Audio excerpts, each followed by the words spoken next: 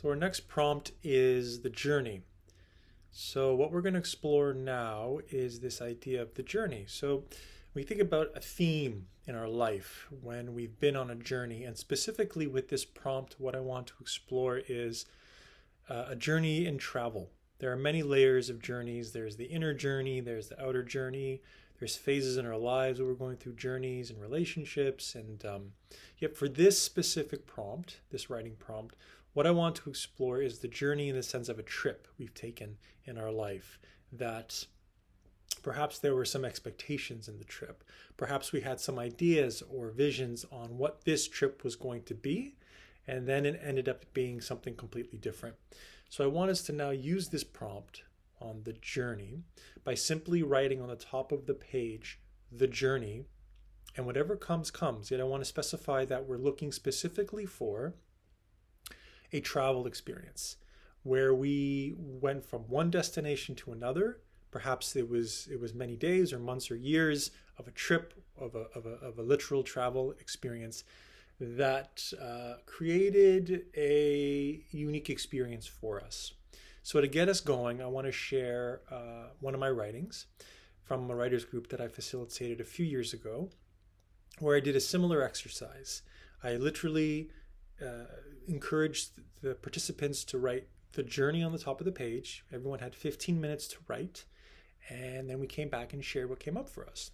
And so I wanted to share what came up for me in that 15 minutes as an example of what could come, what may come. And this is what came for me. And this is titled The Journey, Part 1. I wanted to hitch my way down, but was warned otherwise. Much fear being pushed regarding the safety of tourists. It didn't seem real to me, but I relented unwillingly. The freedom I felt cruising down that old California coast was being manipulated. I felt like I was being forced to accept this idea of not being safe.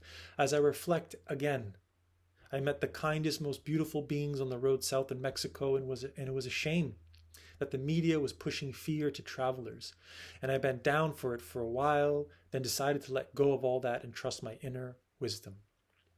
Thank my Lord, I did. The trip moved lighter after that agreement was made. So I went on. I went on to Oaxaca and to Chiapas, Mayan culture, ruins, coastline, beaches, warm weather, and solitude. It all came then. It all came, but not on the plate I thought it would. It was in Puerto Escondido, my first stop south, that I felt alone. For the first time in a long time, I felt loneliness. Perhaps it was the big waves, the unrelenting waves, large and strong, pushing me around. I enjoyed watching the surfers that flooded that small beach town, a magnet for surfers from all over the world who desired to step into liquid ferociously. I enjoyed the sweet faces at the hotel I stayed in. I enjoyed the quiet time, but soon I once again was ready to leave, and now I was not sure where and why. I began to wonder where I was going and why. It all seemed so clear at one point way back up there in rainy Vancouver town, sitting in that cafe on some kind of Tuesday, staring out the window, dreaming of southern Mexico, but now here I am. And I'm not sure why.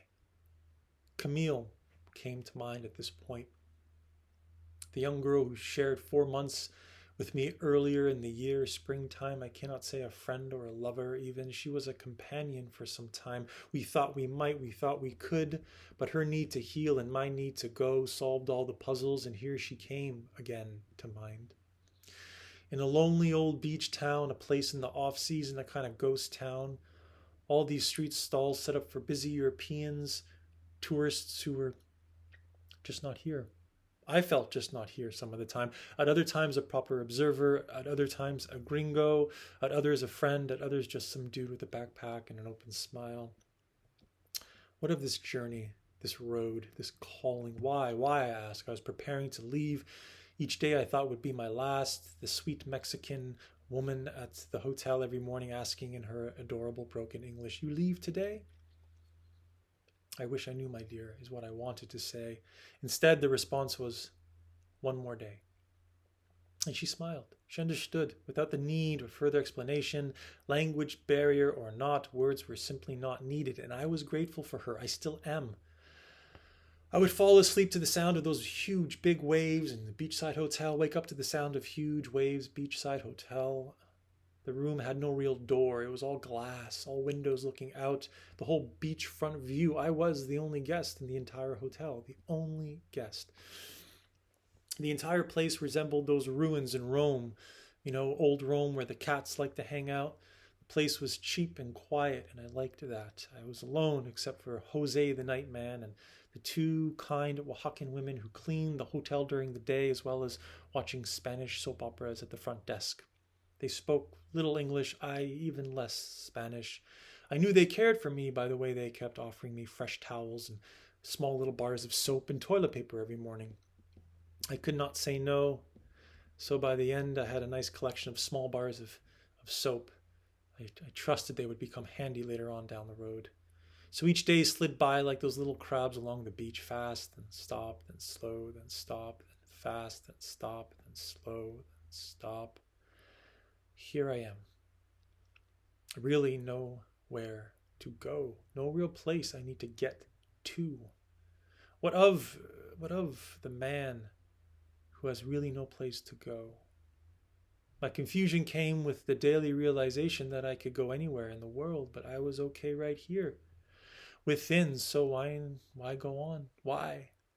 Maybe because I had created this plan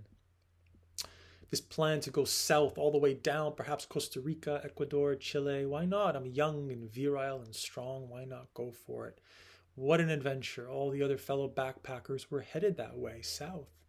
So why not? But why?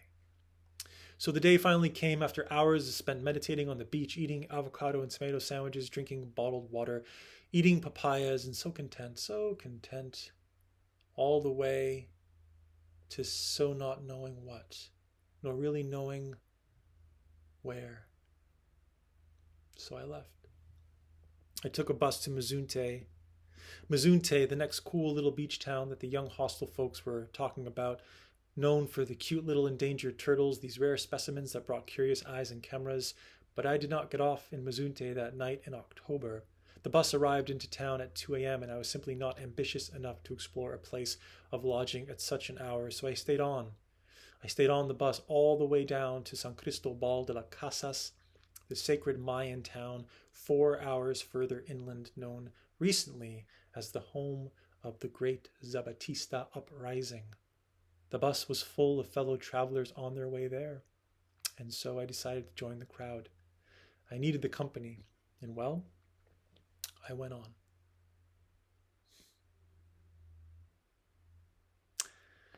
So that's the journey part one, and that's what came for me in my 15-minute writing session with a group a few years back when I used the prompt, the journey. So I hope this gave you a bit of an example of what we're looking for in this exercise. We're looking for a trip, a journey we were on, where we're heading to a destination, maybe meeting friends, maybe going somewhere new, maybe there was language barriers, maybe exploring a bit of the bus or the plane or the train that took us there, what that experience was like, arriving in the place, what it felt like to arrive, that initial landing, our time within that place, and as we transition to new places.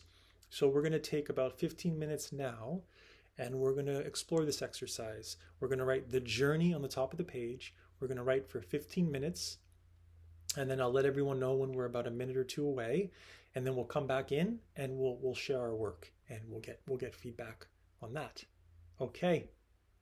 All right, everyone, let's get started.